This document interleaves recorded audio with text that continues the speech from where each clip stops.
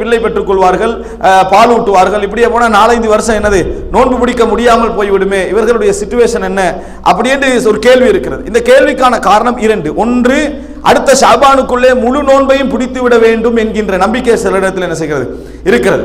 அதாவது இந்த நோன்பை விடுபட்ட நோன்பை அடுத்த ஷாபானுக்குள்ள என்ன செய்யணும், முழுமையாக பிடித்து விட வேண்டும் என்கின்ற நம்பிக்கை இருக்கிறது. ஆனால் இது தவறு. முழுமையாக பிடிக்க முடிந்தால் அதுதான் ஒரு முஃமின் செய்ய வேண்டிய வேலை. அதாவது கடமையான நோன்பை சுன்னத்தான நோன்புகளை விட முற்படுத்தி விட வேண்டும். ஷவ்வாலுக்குள்ளேயே இந்த ரமலானுடைய நோன்பை கலா செய்ய முடியுமா என்றால் அதான் சிறந்தது. என்றால் நமது பாரங்களை நமது கடமைகளை வைத்துக்கொண்டு நம்ம மரணிக்க கூடாது. ஆனால் ஒருவரால் முடியவில்லை என்று சொன்னால் அவர் இந்த வருடம் முழுமையாகவும் அதை கலா செய்ய முடியவில்லை, சக்தி பெறவில்லை என்கின்ற நிலையில் இருந்தால் அவர் அடுத்த வருடமும் என்ன செய்யலாம், கலா செய்யலாம். அதற்கு அடுத்த வருடமும் என்ன செய்யலாம், கலா செய்யலாம். ஆயிஷா ரலியல்லாஹு அன்ஹா ஒரு செய்தி சொல்கிறார்கள், நான் ரமலானுடைய நோன்பை அடுத்த ஷாபான் வரை, வரக்கூடிய ஷாபான் வரை எனக்கு கலா செய்ய முடியாத ஒரு நிலை என்ன செய்ய இருக்கிறது, ஷாபான்ல தான் என்ன செய்வேன், நான் கலா செய்வேன் என்றால் அது அர்த்தம் ஷாபானுக்குள்ளேயே கலா செய்து ஆக வேண்டும் என்பதல்ல. ஆயிஷா ரலியல்லாஹு அன்ஹா அவர்கள் ஷாபானுக்குள்ளேயே கலா செய்ய நினைத்திருக்கிறார்கள் அர்த்தம்.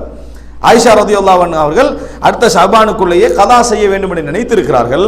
அந்த ஷாபான்ல தான் அவங்களுக்கு கலா செய்ய கிடைக்கிறது. மற்றபடி அந்த ஷாபானுக்குள் கதா செய்தான் ஆக வேண்டும், இல்லாது விட்டால் வேறு எந்த வழியும் இல்லை என்று குர்ஆனிலோ சுன்னாவிலோ நேரடியான எந்த செய்திகளும் இல்லை. ஆனால் ஒரு சில நபித்தோழர்கள் அந்த மாதிரி ஒரு வருடம் தாண்டி விட்டால் அவர்கள் கதாவும் செய்ய வேண்டும், ஃபிதியாவும் கொடுக்க வேண்டும், பரிகாரமும் செய்ய வேண்டும் என்று ஒரு சில நபித்தோழர்கள் என்ன செய்திருக்கிறார்கள், சொல்லி இருக்கிறார்கள். ஆனால் இதுக்கு மாற்றமான செய்திகளும் நாம் என்ன செய்கிறோம், அந்த நபித்தோழர்களுக்கு மத்தியிலே பார்க்கிறோம். எனவே ஒருவர் ஒரு நோன்பு விடுபட்டு விட்டால் 4 வருடங்களாகினாலும் சரி, 5 வருடங்களாகினாலும் சரி, கலா செய்ய முடிந்த நிலையில் அவர் இருந்தால் கட்டாயம் என்ன செய்ய வேண்டும், அவர் கலா செய்தான் ஆக வேண்டும். எந்த பரிகாரமும் செய்ய வேண்டிய அவசியம் இல்லை.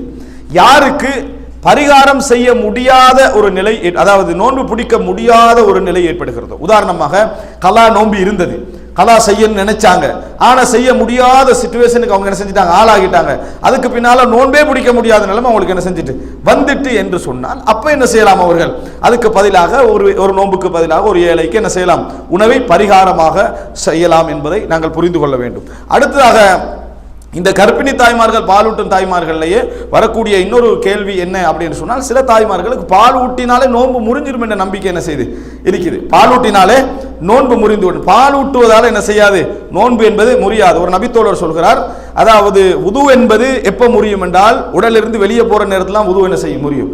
நோன்பு எப்போ முறியும் என்றால் உடலுக்கு உள்ளுக்கு போற நேரத்தில் தான் என்ன செய்யும், நோன்பு முறியும். இது அடிப்படை. வாய் வழியாக இதெல்லாம் உணவாக போகிறது.